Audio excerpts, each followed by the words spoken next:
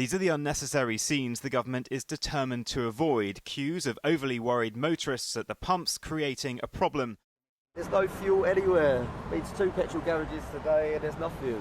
I've passed 4 petrol stations and I can't get any petrol. Absolutely mad, but once someone panics, everyone panics. Of the almost 8,500 petrol stations in the UK, only 1% have actually been closed. Not for a lack of petrol, but driver staffing issues the haulage industry says are decades in the making.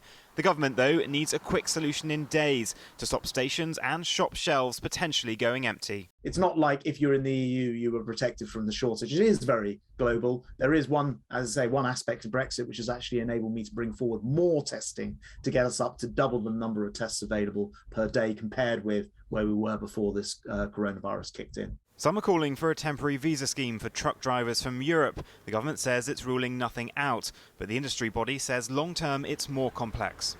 What we've got is a perfect storm of circumstances. We've had a historic driver shortage in this country for a long time. Add to that Brexit, we lost 20,000 European drivers. Add to that Covid, we lost 40,000 trucker training tests, potential new blood. We haven't made that up.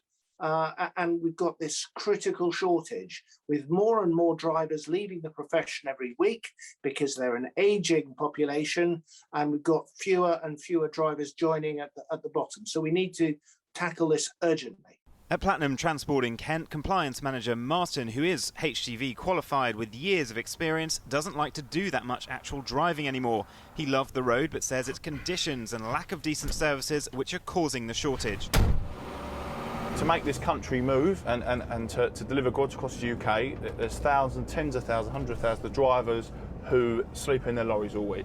So we're talking 5 nights a week, maybe 60, 70 hours a week, sitting in lay-bys, going to the toilets up against bushes, not being able to have the correct washing facilities, not being able to eat. This is the 21st century now, and I think people have started realising that they don't have to do that anymore, and you can go and work in a supermarket stacking a shelf for the same money as you would do driving one of these at the moment. Keeping businesses stocked for Christmas may be the priority now, but long term it seems it will need more than a bigger pay packet to recruit and retain haulage drivers. Vincent, people seem to forget, don't they? There's no shortage of petrol, just drivers, so a race to the pumps doesn't help anyone.